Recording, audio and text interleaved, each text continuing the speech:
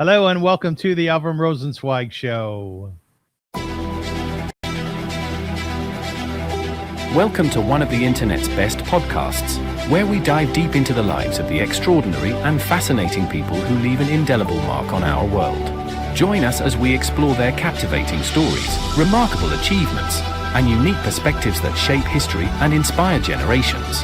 Get ready to embark on a journey through the lives of inspiring people unlike any other.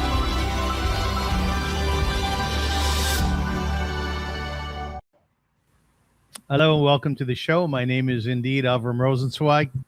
You know, there are scholars who study the Bible as an ancient text, writers who explore the complexity of family life, and thinkers who bring sacred tradition into conversation with modern psychology. Stephen Spector, my guest today, does all three. Welcome, Stephen. Thank you for having me, Avrum.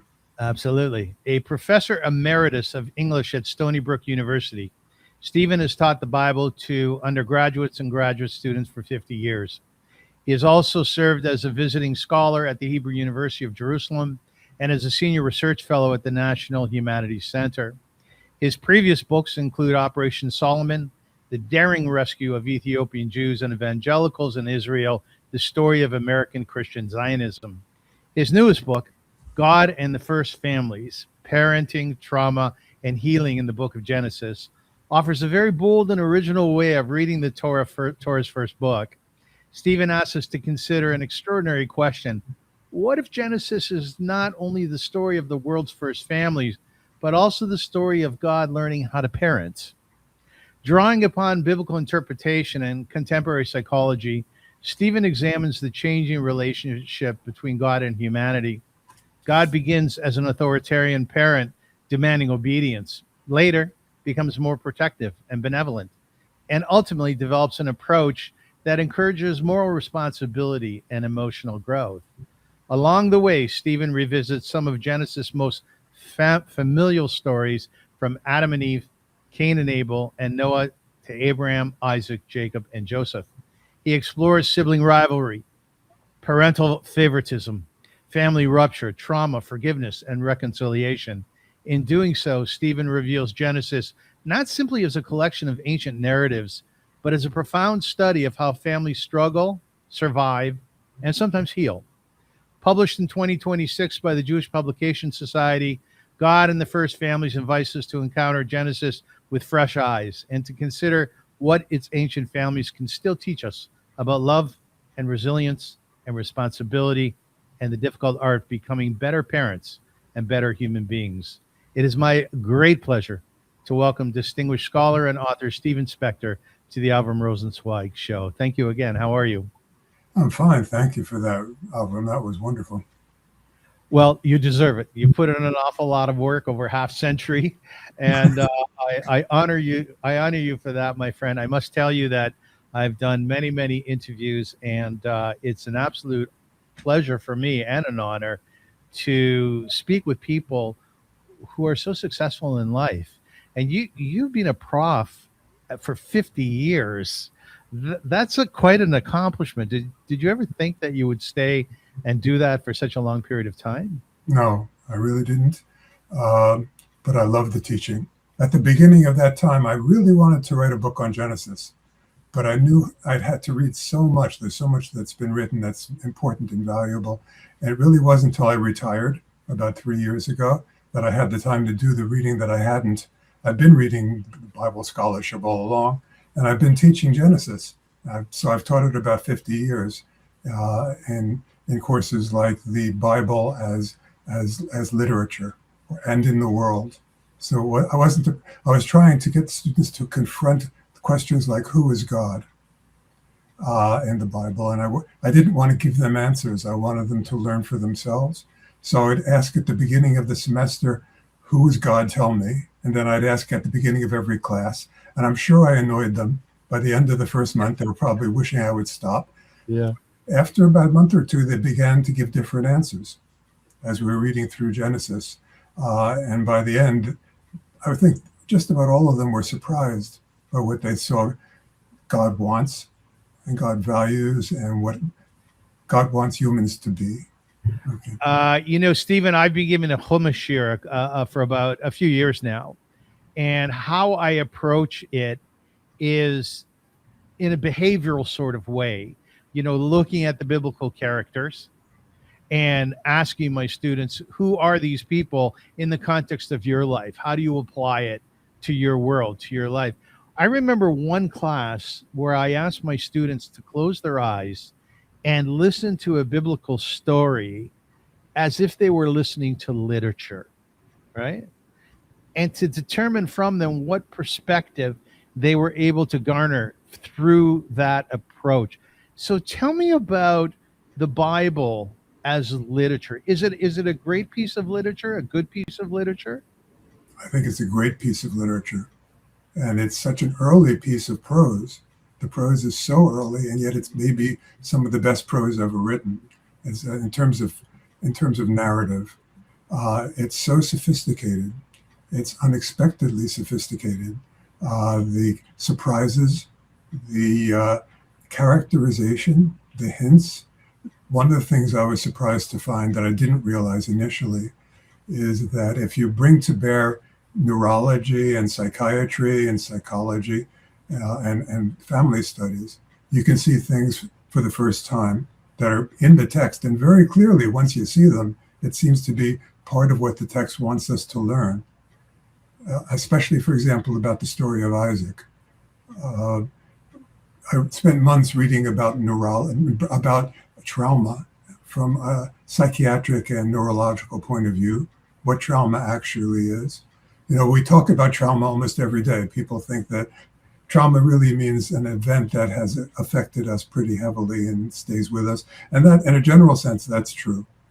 But there's also clinical trauma. And that has specific characteristics and symptoms.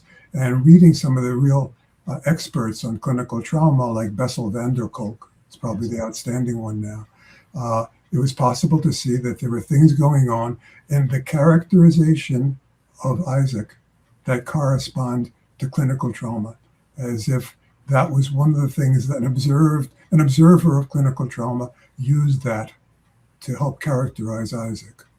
Oh, that's fascinating. What I do know is after the Akedah is the event where Abraham took his son Isaac. He called him his only son, even though he wasn't really, to sacrifice him. Really, after the Akedah, Stephen, there was really no mention of Abraham coming together with Isaac. The only time we saw that is after Abraham died. Is that a reference to trauma, do you think? I think it could be. I use it as one of the symptoms that correspond to trauma. So it's been remarked more than once that Isaac doesn't come down from the mountain with his father afterwards. But what is less well noted is that Isaac never speaks to his father again. Isaac seems to be, I would say that Isaac's character is shaped by the experience of nearly being sacrificed by the one person he most relies on for his well-being. And when you read the trauma experts, they'll say that when that happens, people lose faith, they lose trust, the ability to trust. They become perhaps submissive, trying to avoid conflict. Those are some of the main characteristics of Isaac. What's fascinating about the whole Akedah story is that Abraham takes Isaac once again to sacrifice his only son. Sarah gets word of it, right? And the Chachamim, the Midrashim, they tell us she died out of shock. I'm curious, if you were to sit down and have a talk with God, perhaps after 120 years, Stephen, what do you think God might say about pulling apart this family? What I think is that God learned something about the fragility of humans and never treats them again so harshly. Because that event, that binding or sacrifice of Isaac, is not only shocking and frightening in itself, but also the approach that God takes as parent reverts to an earlier approach that God had used. One of the things I wanted to do when I sat down to write this is to try to help people, parents in particular, because this was my 9th book. I didn't need another book, not at my age anyway, but I wanted to do something that helped. So I sat down and I studied the four main types of parenting that psychologists recognize, and also the four main conceptions of God that appear in the Baylor Survey of American Religion. And it's not that Americans believe in four different gods, there's one God, Yes. but there's a book called America's Four Gods, which is drawn from the Baylor Survey, that there are such different conceptions of who God is, God's nature, how God acts in the world, that you could actually say there are four different gods, at least as people describe who God is and the God they believe in. So when I took those four conceptions of God and put them together with the four different types of parenting, it was a lens that let me see the text in a new way after 50 years. So, By the way, isn't that fascinating? When all of a sudden you're sitting there late at night, you're studying Chumash, you have one light focused on the text, and all of a sudden you think of a new thought, a new idea, a new approach to the Chumash, right? yeah, and I was speaking about this to a psychologist who said, it was always there, and the text was just waiting to be seen. So God begins as an authoritarian parent, which is to say God gives commands and expects them to be obeyed.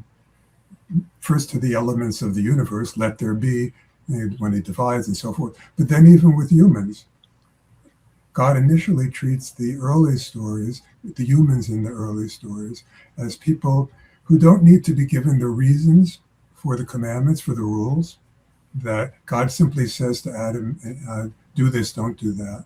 And when he punishes Adam and Eve, he doesn't tell them why.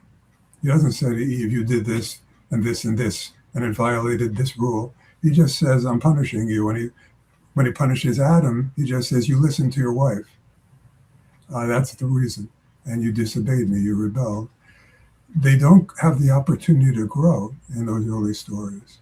And it's carried to its extreme in the flood, when God is not interested in redeeming all that sin that he sees down when he looks down. By the way, I'm using the male pronouns out of convenience now. When I wrote the book, it was purely, I was required to write a non-gender specific pattern for describing God. But God says, these humans, every thought of their heart all the time is constantly evil, but doesn't try to redeem them or explain to them why they should behave differently, instead just punishes them.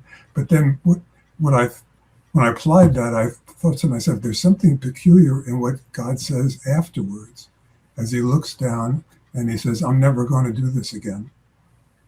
But he doesn't say it because the humans have learned their lesson, and he doesn't say it because they're suddenly better. He says it for the opposite reason, because they're always evil.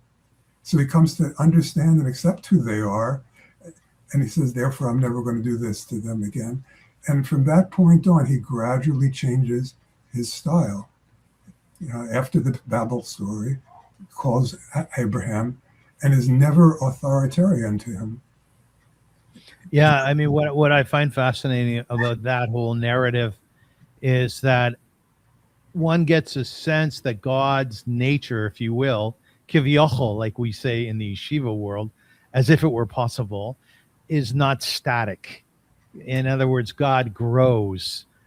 Is that what you're saying? That God, it does not remain the same at the beginning of Genesis, the end of Genesis, and clearly at the end of Deuteronomy? What I would say is I don't know if God changes, but I do know that God changes approaches, that God may adapt based on what he's got to work with and what works. So when he's dealing with Abraham at first, Abraham does some disappointing things. Like shortly after God calls him, he offers his wife. It's not my wife, she's my sister, take her. And God does not rebuke him and does not punish him. And he's not the authoritarian God. He's not using authoritarian parenting at that point. But then the reason, what I'm getting to here is you mentioned the sacrifice of Isaac. It's shocking in part because then he reverts to authoritarianism. Take your son, do this and that. I'm not giving you a reason. they don't know why they should. Neither Abraham nor Isaac is told why they should do this. Yes. They just do it because authoritarian parenting in real life and in the Torah, authoritarian parenting values obedience and submission above everything else. But what I argue then is that afterwards God invents another method of parenting, which values something, not just obedience, but also human growth. Yes, that whole evolution is fascinating as you paint it, and I want to concentrate on that in a moment. But a question prior to that is, there are parents who do not like their children, and I know that because I have questions that I ask people. You love your child? Of course I love my child. Do you like your son? Not so much, or not always. Do you think God loved his creation or her creation, or more specifically the Jewish people? Well, let me begin with a personal anecdote. The only advice my father ever gave me about parenting was, if you live long enough, they grow up. Yeah, that's right. Yes. Which is to say, we all reach points where we're so fed up at one point or another. And sometimes authoritarian parenting is an appropriate response when there are moments of danger or when the kid can't understand the reasons for the rules. Yeah. But I think one of the lessons to take away from Genesis as a whole is the importance of love. No matter what approach you use, if you leaven it with love, it's going to be okay. You know, it's fascinating to me why an author chooses the book that he or she ultimately writes. It's very interesting. You wrote a book on Operation Solomon, which I am absolutely fascinated by. I worked at the United Jewish Appeal during Operation Solomon, so we were privy to what went on there every day. And you wrote a book about evangelicals vis-a-vis Israel, and then all of a sudden you take a step back and you write about parenting through Genesis, this book that we're speaking of.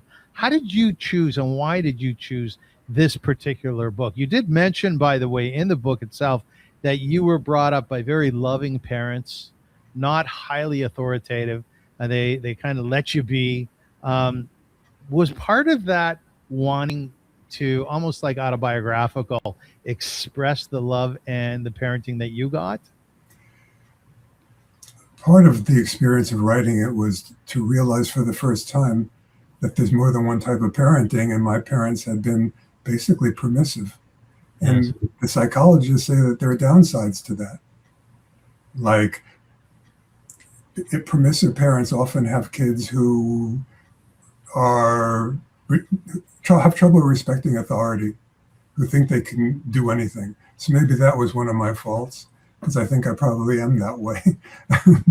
So am I. But I also, as I was doing it, I've come to think more and more about my parents' experience and how that was the reflection of the immigrant experience. Because I can digress if you like, or I can just keep going. Yeah, digress. I want to know about your mom and dad. Yes. Okay, so my mother, I had never thought much about it until I got interested in the question of parenting. She was brought up in a house where her father had been in the Tsar's army in Russia, and an anti-Semitic. They recruited Jews into the army, hoping to make them real Russians and take the Judaism out of them. And I think he was probably drafted for 25 years or so. But an anti-Semite in his unit set off a rifle next to his ear, shot the rifle off. And the blast made him deaf for the rest of his life. Yeah. So my grandfather, whom I barely knew because he didn't talk much, because he couldn't hear anything much, he wasn't active. My mother didn't have an active father. And so her mother became kind of dominant. On my father's side, his father died when my father was 10. So they were living in Brooklyn. His mother was a young widow, had to make a living to raise 5 kids. And so she worked in a grocery store, long hours every day. My father said his only real memory of being parented was how his mother threw a pot at their head when they misbehaved. Yeah, I laughed when I read that. Yeah. So I was interested in parenting. What are the different styles? And for the evangelical book, I was interviewing some people in their homes, and I could see that there was a trend of authoritarian behavior toward kids. I do this because I said so, because you put society in danger if you don't. You put the family in danger if you don't. And the parenting books that I then read by evangelical parenting experts said, well, you know what happened in the 1960s, all the social turmoil? That was because the liberalism under Dr. Spock. So I was interested in all of that and applied it then to the reading of Genesis. And what I learned was that there is a style of parenting that psychologists think has the best outcomes for kids. And it's called authoritative. It sounds like authoritarian, but the authoritative style is to value creativity and personal growth more than obedience. So authoritative parents set rules and do discipline, but they do it in a way that is built on communication. This is why we want you to do this and not do that, to build a sense of ethics and ultimately of empathy. And that's, to my amazement, that's what I saw happening at the end of Genesis. That God is inventing that new style 2,500 years before the psychologists gave it a name. And that is, instead of telling Jacob's sons what you must do and not do, having them learn for themselves what it feels like to experience what they put their younger brother through. Yes. And that inherently becomes a kind of empathy, and it brings them to a point of honesty and remorse that allows for the family to reconcile. You know, what's interesting about this whole thing is that one often thinks that children adjust to their parents because, let's say, they're frightened of them, so they stop doing things that'll make their parents hit them. Let's say the flip side to that is, and I think you're speaking to this, is parents adjusting to who their children are or were. You know, I remember reading a classic, perhaps it was a midrash, on how Isaac and Rebekah raised Esau and Jacob. And the midrash basically said, had Isaac and Rebekah raised their children according to their character, not the same way, then Esau may not have been the evil person that many people think that he was. You think there's something in that? That's a big question.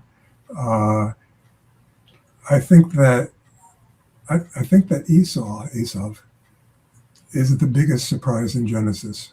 And I know that in Jewish tradition, he becomes a degenerate, a sexualized, evil character. And later on, one of the prophets says, has God say, I hate Edom. So I understand how it happened. But the surprise was Esau starts out as kind of like a bumpkin, like kind of a fool who's taken advantage of, and he's weak. The last time we see him before Jacob leaves, he's plotting to kill his brother. Yeah. He's angry, he's vengeful, and he seems irredeemable. 20 years later, we see him, and he's forgiving and loving and generous. It's a stunning surprise, because when he comes with the 400 men to go after Jacob, and Jacob is terrified and is praying to God and reminding God, you said you'd protect me, bring me home safe. And he sees Esau coming, and Esau comes running toward him. I think we could imagine that Jacob thinks, this is it. He's coming to kill me now. And instead he throws himself on Jacob's neck and cries. A stunning surprise, as if he's been redeemed by something. He's been helped to grow. And I think that maybe is the one most important lesson that I took out of this story, this part of Genesis. Esau's father loved him. And I think that parental love builds resilience. And further proof of it is Joseph, who starts out as a kind of like a spoiled, narcissistic kid. And then he goes through trauma just as Esau did. But at the end of it, he comes out capable of forgiveness. And what I take from that is his father loved him. Parental love seems to me to build resilience against trauma. And that's one of the things that Van der Kolk says. Knowing that you were loved as a child prepares the brain to receive love later, and it's the best guarantee against suffering from trauma later in life. I'll tell you a very interesting thing. I'm going to play devil's advocate for a moment here. I watched a fascinating, TED Talk with the mother of one of the Columbine murderers. And within her speech, Stephen, The mother of one of the one of the Columbine murderers. Yeah. And within her speech, she said, "You all probably think that I didn't love my son enough, or that my husband didn't embrace our son enough. We did. There was a lot of love in the house, but love is not enough." That's what she said within her message, which is a little bit contrary to what you're saying. Love isn't always enough, right? It sounds more psychological than what I'm saying, and it's probably right.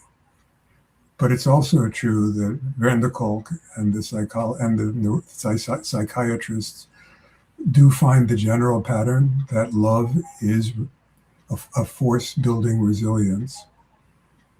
And I think it's a lesson that's really good at this time in Jewish history. Yes. And the necessity of resilience in the face of trauma. So although what you're saying, I think, is an important nuance, I think the lesson is also important in itself. Yes. Staying with the Isaac-Rebecca family for a moment, do you think that Rebecca was what we would call a helicopter mom? You think so? Certainly she is all over Jacob as she's prepared. She is. But I have a chapter in the book on Rebecca. Yes.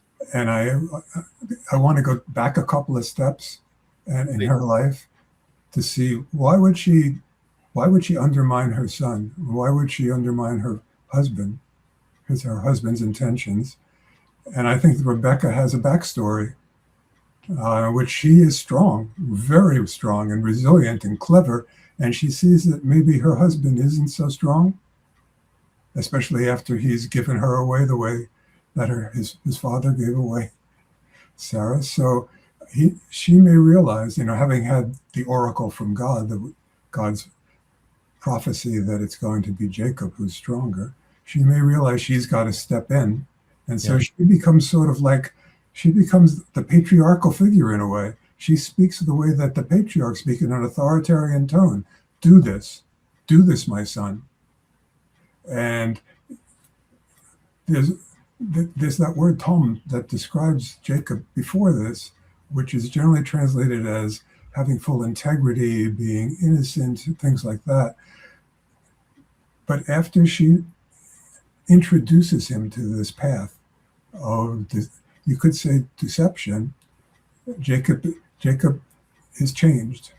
And he has to go through his own learning experience after that.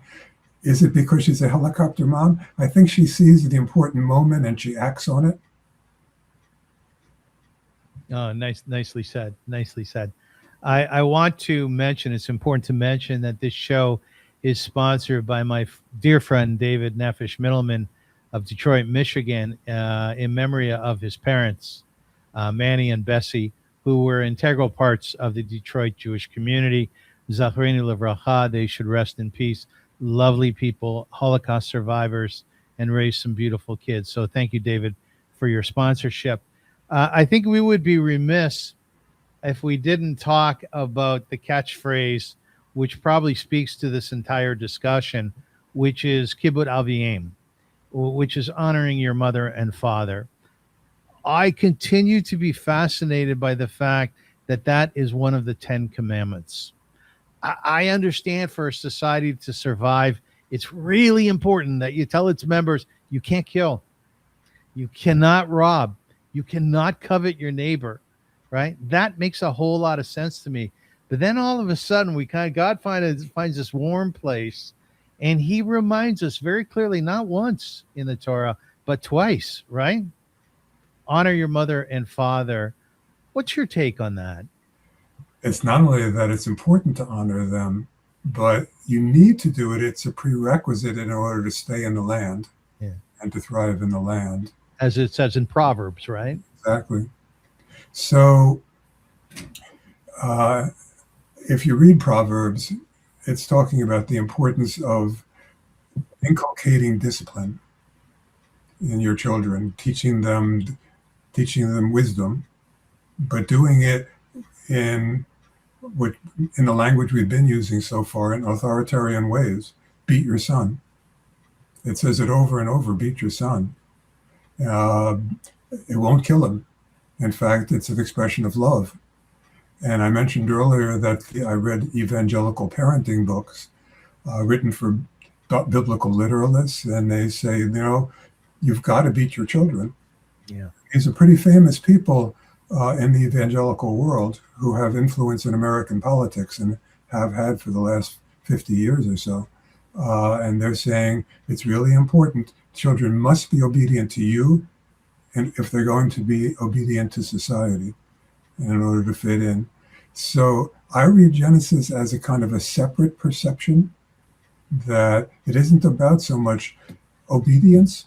I see God, especially maybe at the moment when God wrestles, when the angel wrestles with Jacob, I see that transition as a transitional moment, that maybe God is saying, I actually approve of the fact that you are struggling with me, with God, and with humans, and that you prevail. I'm memorializing it in this new name I'm giving you. It's as if God is allowing humans the kind of agency that God never did earlier in the text. In reviewing the Talmud and some of the remarks about parenting, I was a little bit taken back as to what the Talmud said about that. One of which is you need to teach your son a way of making a living. You need to teach your child how to swim. Stephen, I really wanted to find something within the Talmud which said embrace your child, love your child, listen to them, hear them, know who they are, right? Be there for them in traumatic times. Can you find that within the writings? In Genesis, to know your child, to love them. I think it's inherent in the story that when they are loved, that it benefits them in the long run. What I see mainly in Genesis is the lessons are being taught through the mistakes people make. Yeah. One of the mistakes is to love too much or exclusively. So Jacob, I think, is the one best example of loving one son almost exclusively and not really being kind and loving toward the others, at least in the text as we see it. So one of the lessons, I think, is that to show favoritism that way, to express that kind of love, hurts everyone, including the favored son. Everybody suffers when there's that degree of favoritism. I'm not quite answering your question because I don't know that there's enough in the text that addresses that. But the question is, how do you love? And I think the answer is you love fairly and you love generously. Jacob doesn't. And the same thing applies to Jacob's treatment of his wives. Everybody suffers when you don't. And especially in stories where, like, the husband and the wife have different favorites, then you're setting up sibling rivalry on steroids. So I think the lessons that I see in Genesis are the mistakes people make. It would be a lot to expect them to have the kind of sophisticated psychological approach that you're describing. Once again, when studying the Chumash, it always strikes me every single year when I read it. It's almost like reading it anew. I had a student, by the way, and she wasn't Jewish. She was thinking about converting, and I asked my class, we all know Moses is going to come down and break the tablets, right? We all know that he's not going to go into Israel. Right? So we're not sitting on shpilkas in terms of what is the ending. My student said very wisely, she said, no, the Torah doesn't change. The story doesn't change, but we change. And that's kind of reflective in what you were saying at the top of this interview, which was you saw a new way of looking at the text, which is very beautiful. So in that, when I started to study about favoritism, I was wondering to myself, is this a reflection of bad parenting? As you said, it is. Is it a reflection of a weaker man within Jacob's character? And where did that come from? Why was he able to show favoritism to one son over all of his other children? And look at the results of what favoritism produced. The children were not close until the very end, right? Not close is one way to put it. Yeah. I mean, it can lead to kidnapping, murder plots, enslavement. Bad things happen. Terrible. The issue is, how do you resolve it? I think every reader has seen the mistakes that are made in those family stories. Everybody, when I would talk to people about the fact that I was writing this book about families in Genesis, everybody said, oh, sibling rivalry, because they see it.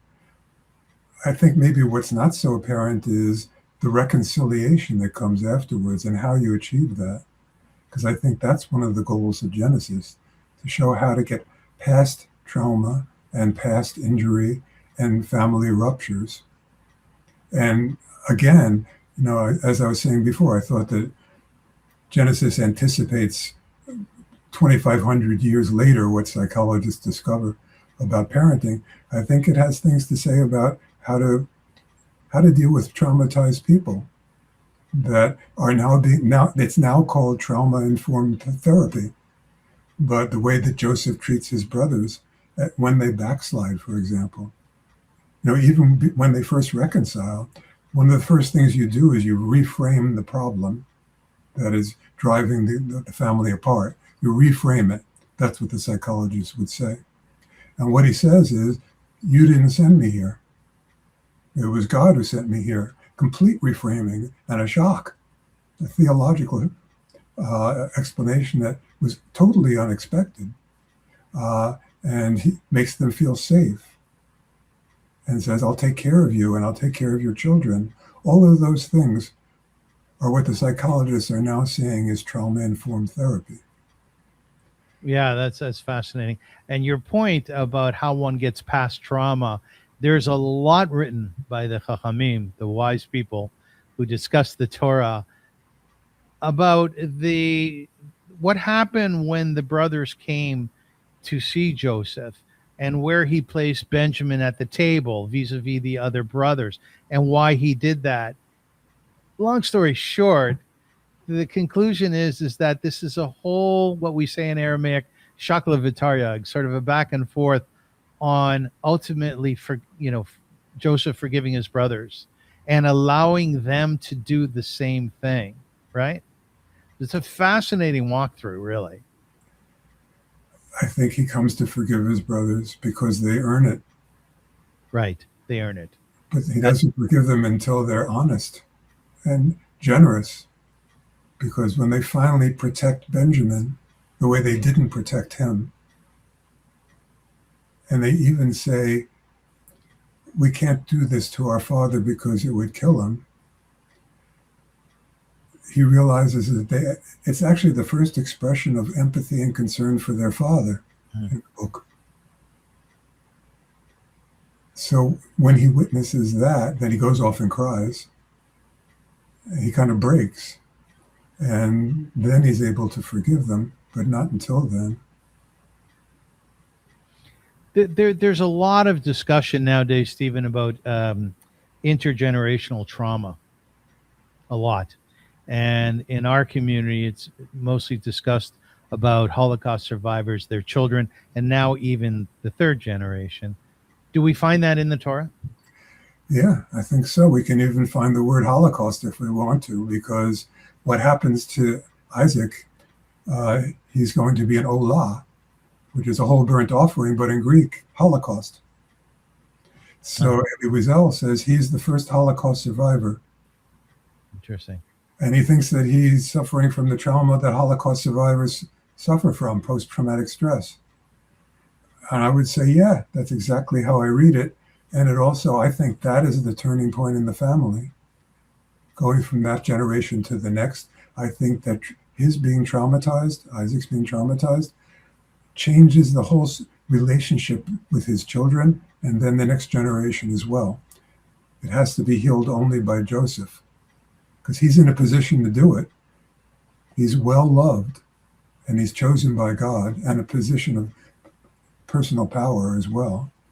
But Isaac is traumatized, and I think that may explain how he's so easily, if he's post-traumatically, he's suffering from post-traumatic stress, that may be how he's deceived so easily by Jacob, because he shouldn't have been.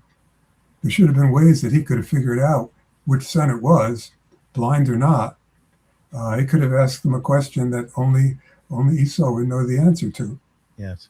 But he doesn't. He's not thinking, because one of the consequences of being traumatized is you're easily re-traumatized.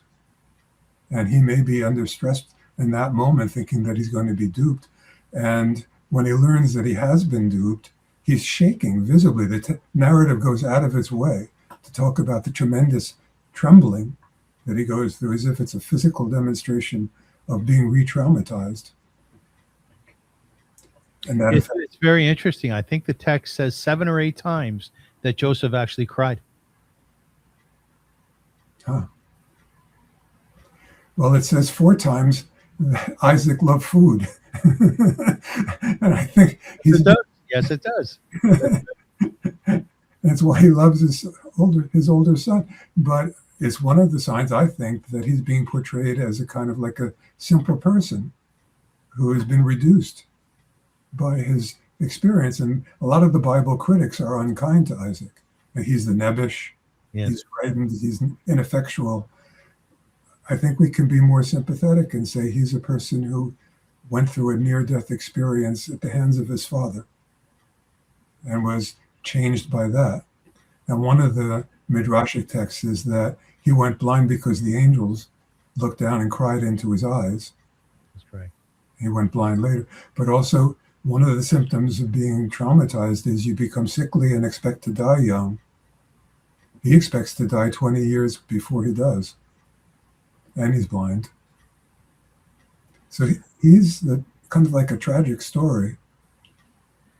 Is that what trauma does? One expects to die young? Really? Why? That's one of the potential symptoms, yes. Why is that?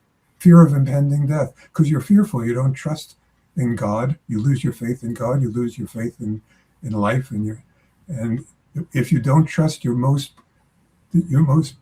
sacred, your most precious relative, the one whom you depend on to protect you in life, especially if you're a child, then you lose faith in the order of the universe. Oh, interesting. Okay.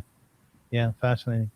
I would say that much of Genesis is told from the vantage point of the patriarchs, a bit of the matriarchs.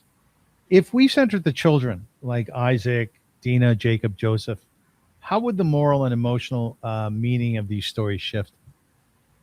I mean, looking from their view, Yeah. I think they're really resentful. When on that story we mentioned earlier, when Isaac and his 400 men are coming and Jacob is terrified. He puts his family into a position where the ones who will be attacked first are the least valued children and their mothers. Yes, it's very heartbreaking. Yeah. It is, and it's parental favoritism made visible. It's very, very bad parenting. It's awful.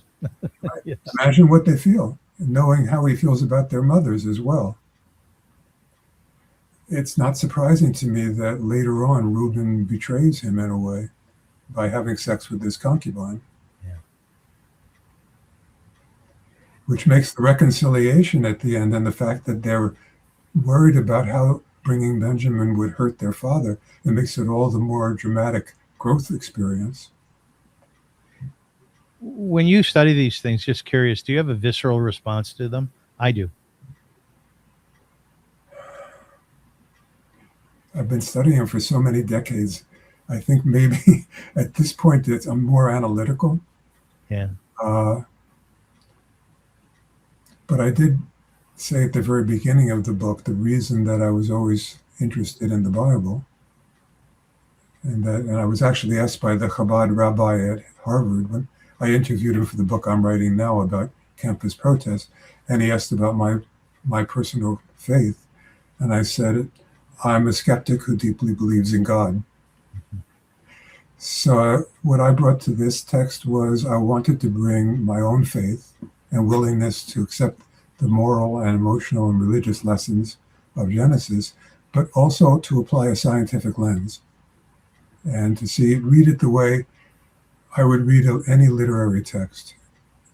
And that is to say, look for the subtleties, the complexities, the failures, the frailties. And I think that Genesis is largely filled with the frailties and failures of human beings. The reason I ask you this question is because my mother, God bless her soul, every time we came to the end of the Chumash, she would get very sad, Stephen. And I say, Ma, why are you so sad? She said, because Moses is about to die. I said, I understand that. She had a visceral response. I said, but you know as well as I do, give it a couple months, he'll be reborn again. You know, and I think that gave her a bit of a consolation. I want to, if you don't mind, I'd like to diverge from your book for a moment. Not the ideas behind it, but the character. Moses is probably my favorite character in the book.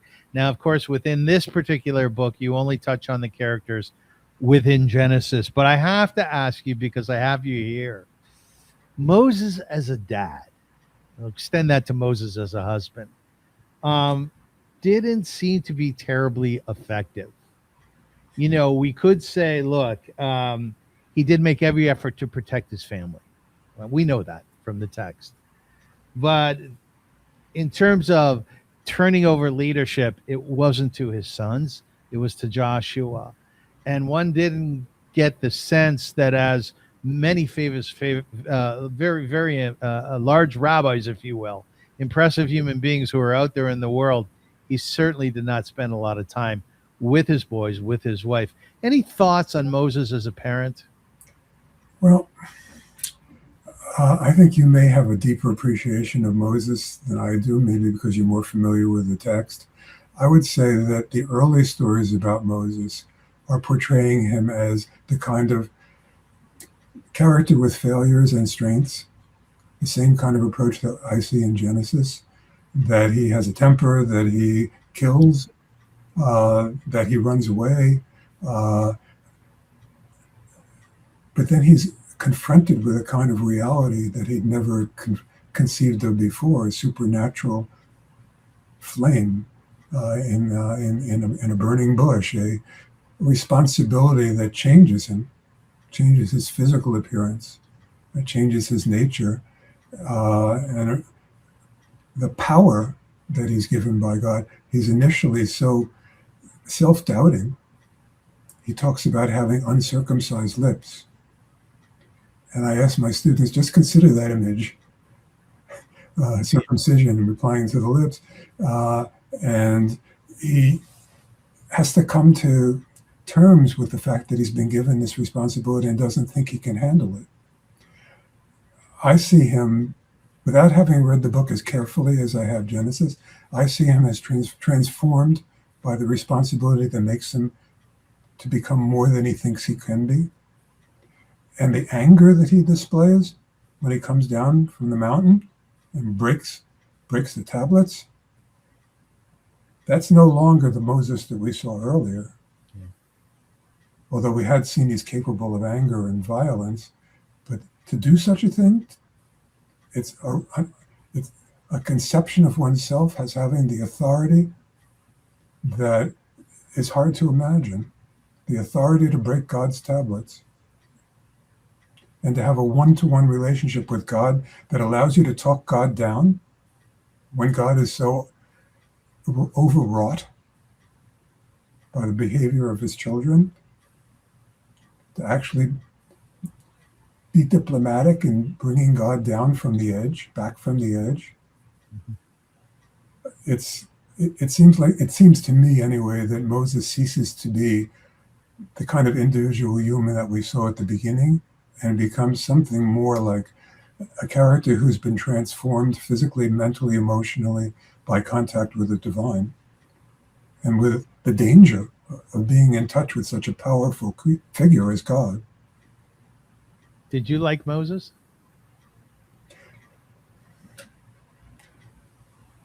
I would say that he's not the hero to me as a kind of character that Joseph is.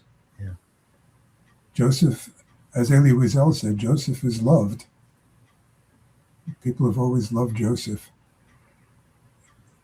To me, Moses is such an important figure in the history of the religion, and he carries such a great power and burden, and it's such an important role.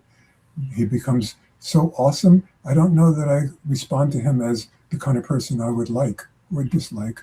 It's somebody more than human. I think that might be the point, and I think you say it well.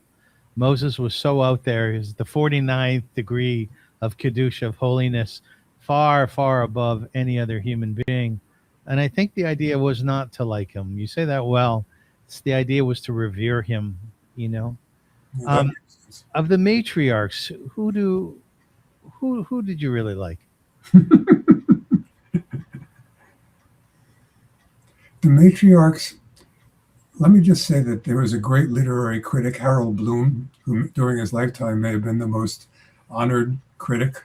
And he wrote a book on the Book of J, he called it, one of the strands of text in the Bible. And he says that God has no heroes in Genesis, only heroines. Yeah, interesting. And my response is, really? I think that shortchanges the women. It steals them of their complexity, because they are just as capable of being tricky and deceptive, and they're so complicated just as the men are.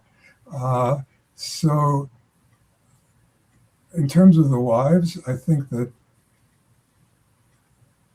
one has to feel deeply sympathetic to someone like Sarah. But again, I'm conscious of how far we are from their perception of how men and women relate. And God and Abraham does ask Sarah. He says, "Nah," that Hebrew particle of request. Will you say you're my sister? And she may be responding in lovingly. Mm-hmm.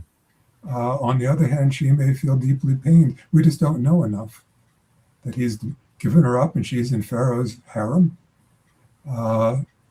Rebecca, I think Rebecca is the superhero of the matriarchs because she's so strong. And one of the things I say almost playfully is that in the early story, when Abraham's servant approaches her and with his 10 camels, and she says, I'll water your camels until they're satisfied. Yes. And one of the things Robert Alter puts in a note is, it takes a lot of water to satisfy a camel. Yes, it does. That's right.